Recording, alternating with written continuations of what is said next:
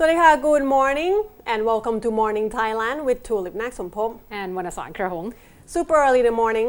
Yes, welcome back, Kun Tulip. I know she's a little bit under the weather Yeah, these it has days. been quite hazy days.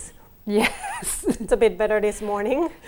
Not a bit, a lot better this morning. And we have a lot of news I know today. so many news today that we actually ended up have to cut some off, Yeah. but eventually we'll try to get to it. We'll bring you most of the essentials and important or things you need to know to carry on your day or update about your news. So now let's move to the first news. We always end up with drugs. For some reason, since last week, there's number of incidents of the police able to arrest or caught or raided and found this huge amount of abuse substance. Almost every day, seriously. Yeah, almost every day. Yesterday there were at least 3 that I know of. So let's go to the first one first.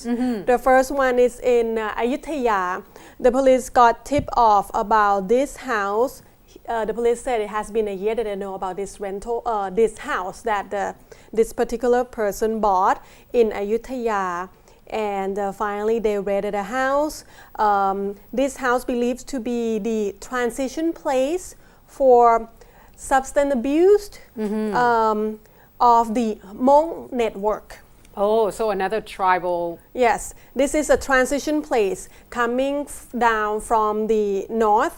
So what they're able to find yesterday in this house is 500,000 pills of methamphetamine.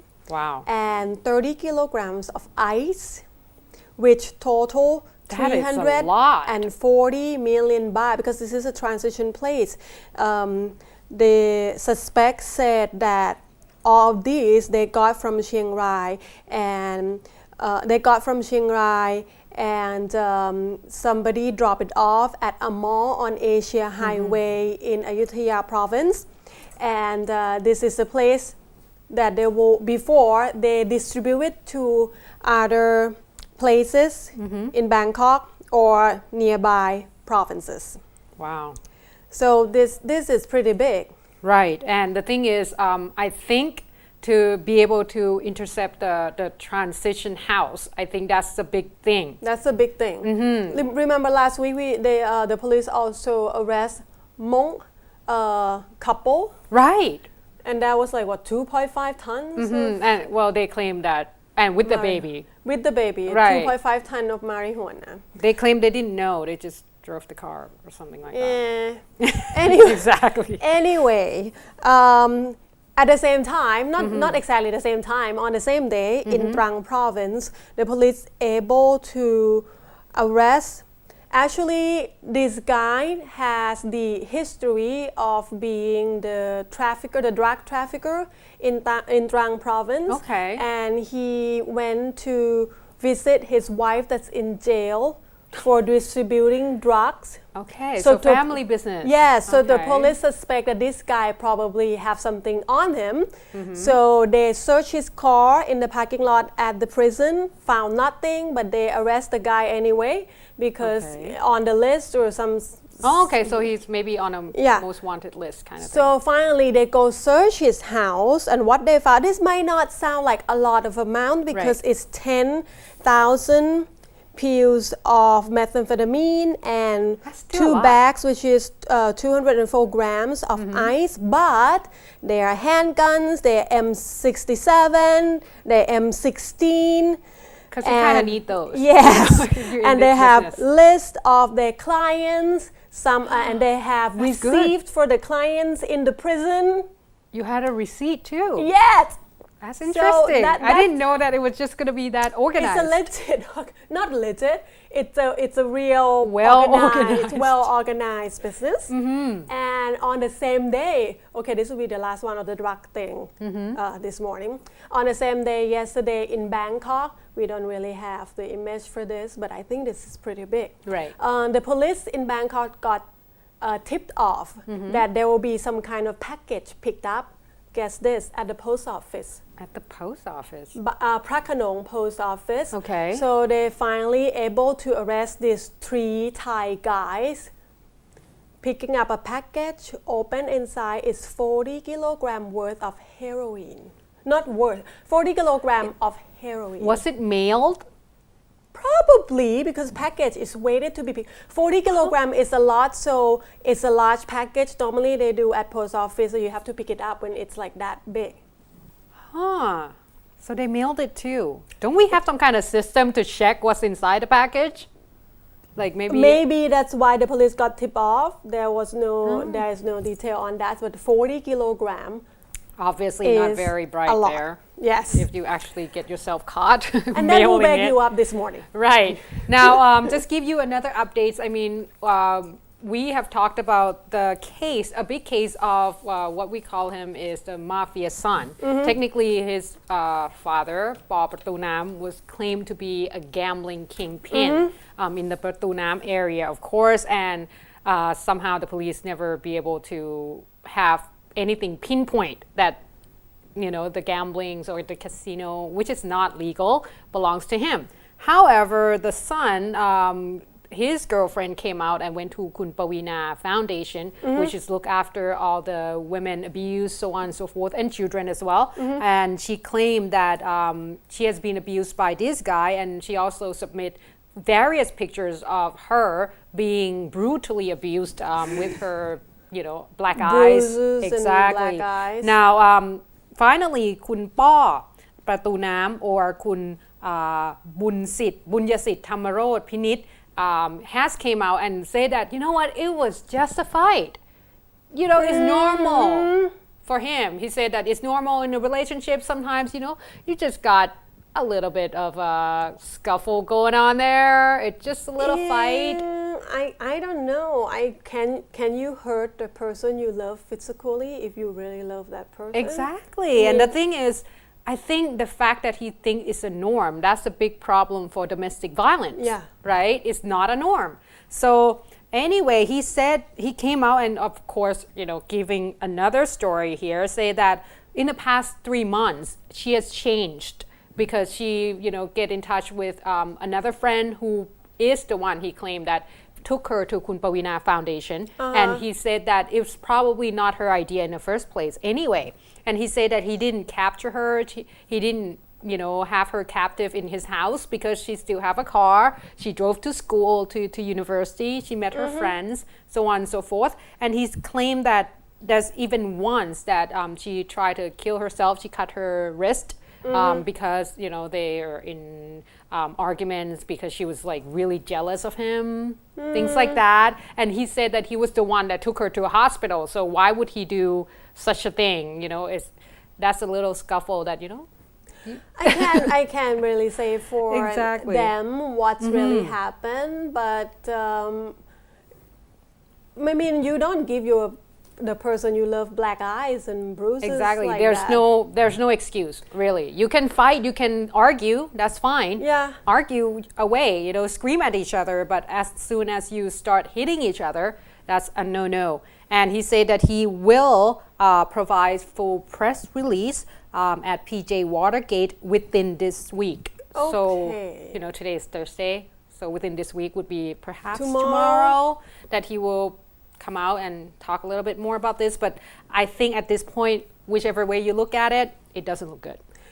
Well, the reality is it happened and it's on TV, and whatever happened, we can't really know, but he cannot say why would he bring her to the hospital if he does that, but often enough we see that the abuser actually take the victims to the hospital a bunch of times themselves.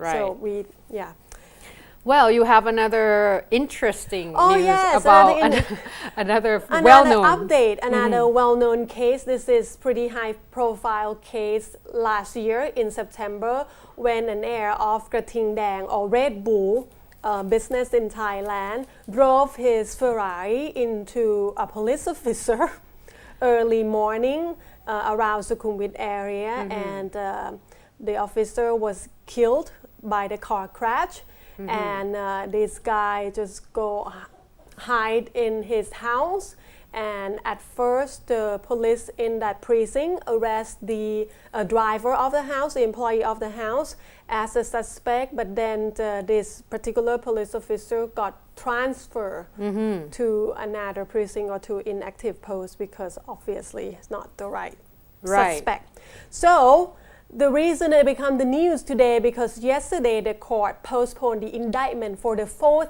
times.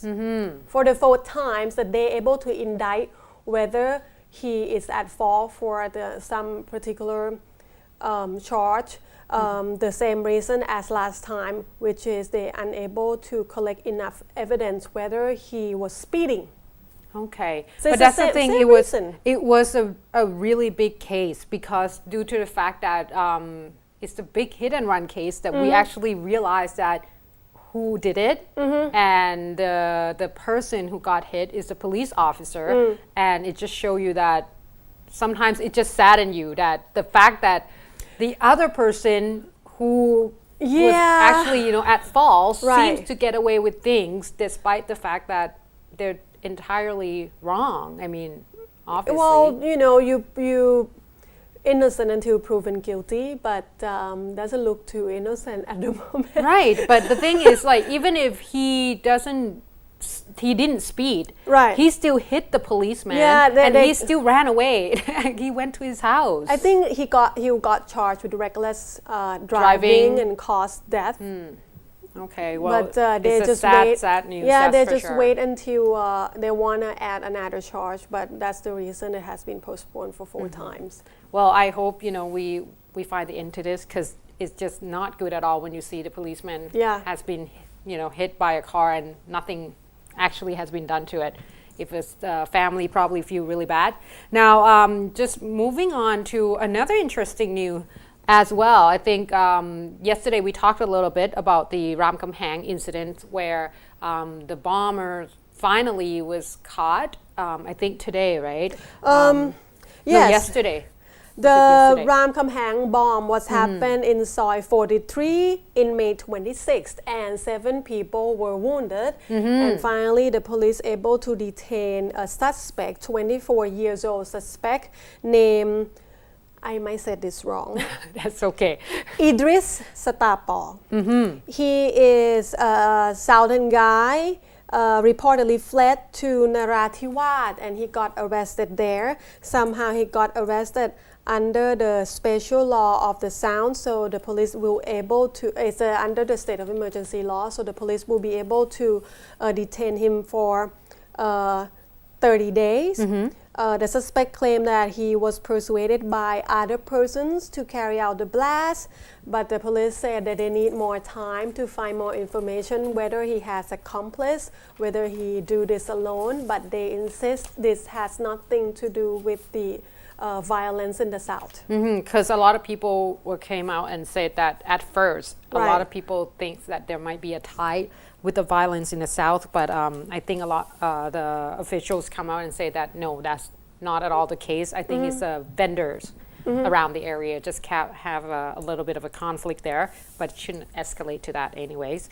Since we're talking about the South, sadly I have to report more incidents of the violence in the South, despite the fact, Kuntulip, that we talked about the peace talk already, remember? Yes, and I think another peace talk has been scheduled too. Yes, for August, like after the Ramadan.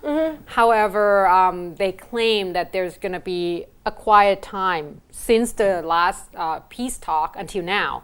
However, it doesn't seem so because in Krong Prinang of Yala province, there has been a report of a bomb to one of those police cars. Now, this happened on the 18th at around 10 o'clock at night. In Yala province, they said that the police will actually just go around the areas, just doing regular routine, look out for dangers kind of thing. And the bomb was planted underneath the street. And they said that Samae Lume, age 54, a police chief of that particular area, who actually went into a pickup truck along with seven of his police officers, and they say that the culprit ignite the bomb, and of course they say that this is what they say, it's a picnic gas tank that weighed around 50 kilograms, and it was underneath one of those water pipe under the street. So once that hit, the strong impact creating the pickup truck to turn over, all 6 and 7 officers were actually wounded, and however, Samael Lume, the chief, was actually died on the way to the hospital, so he didn't quite make it. Now they say that the sad part was that as they heard of the incident, they sent out another troops to go in and help them. However, there was one of those, the nails that has been put on through the street to stop, to make sure that the car would stop, because of the tire would be nailed, really. Anyways, the officials that go in that's supposed to help these particular troops were stopped by all these nails, and they say that there's a little bit of an ambush going on there, a lot of bullets flying around. So by the time they get there, that's why they couldn't help the chief right on time, so he didn't quite make it. And of course, this particular incident create a lot of troubles, because after the peace talk, we say that it's going to die down a little bit, but it didn't. In Pattani province as well, there has been arrest of a few suspects where they found quite a few of the guns and handguns and so on and so forth. Now at this point, the army chief has come out and claims that trying to ask for the more violence, peaceful. Violence to stop. But of course, it's not an easy task, and I don't know whether or not that's going to even work, since even after the peace talk, it didn't seem like anything happened much. There was also another incident in Yala last night. It's reported through Twitter about 8 p.m. that the military base in Banangsata district of Yala province was ambushed with M79. Luckily, no one injured. Luckily. But doesn't sound good either. But that's just proof to you that maybe the peace talk is not quite the way to go just yet.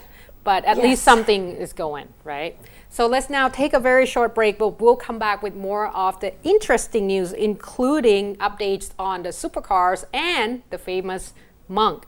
Not in a good way, the scandalous monk. So please stay tuned.